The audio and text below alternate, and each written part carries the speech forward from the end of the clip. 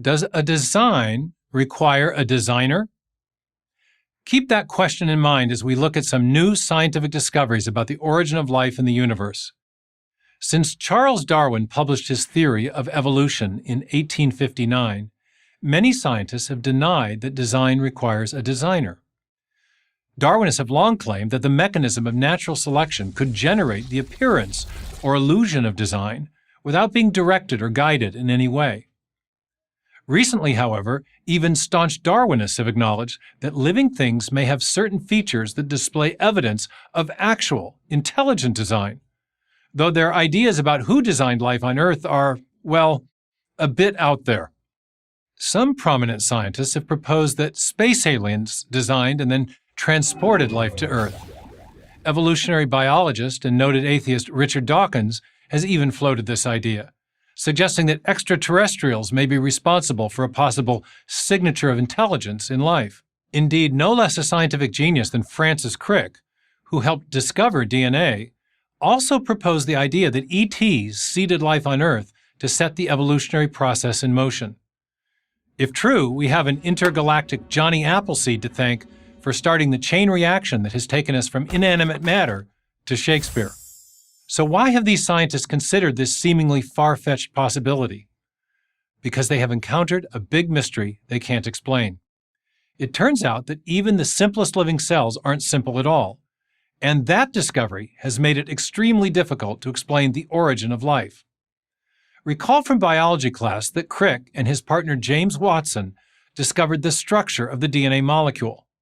When they did, they also realized that the chemical subunits in DNA function like letters in a written language or digital symbols in a computer code.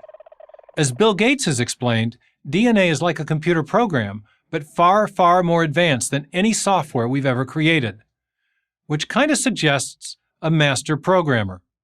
Could such an intelligent designer have been an alien, as Crick and Dawkins have suggested? Perhaps, but there are problems with this explanation. Big ones. First, the spaceship theory does not actually solve the problem of the ultimate origin of life. In fact, it dodges the whole question of where this super smart alien came from. How did he evolve? How did the first life and the genetic information necessary to produce it first arise on his planet? But there is something else the ET hypothesis does not explain. Modern physics has revealed evidence of design in the very fabric of the universe.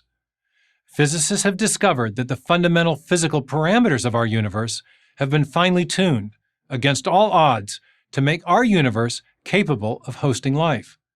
Even the slightest alterations in the values of key factors, such as the strength of gravity or electromagnetism, or the masses of elementary particles, would render life impossible.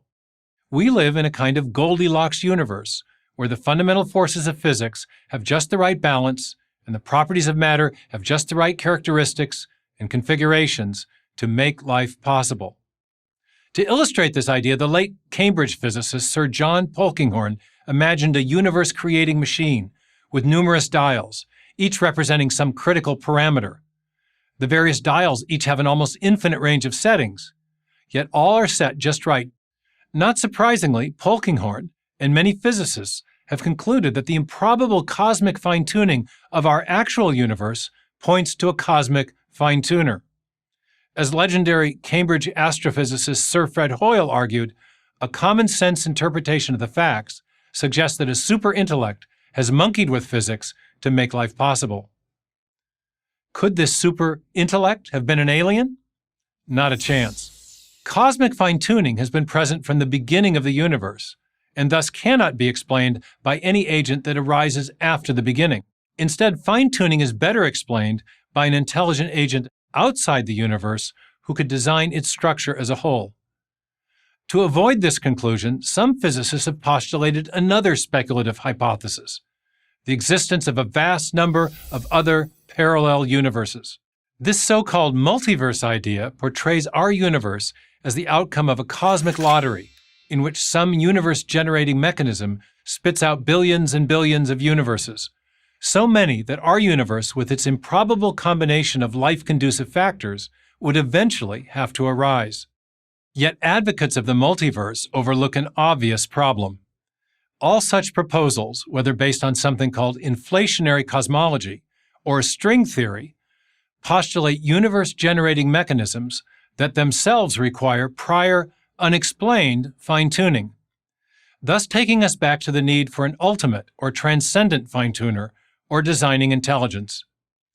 Many of us call this intelligence God. I'm Stephen Meyer, Discovery Institute Senior Fellow and author of Return of the God Hypothesis for Prager University. Thank you for watching this video. To keep PragerU videos free, please consider making a tax-deductible donation.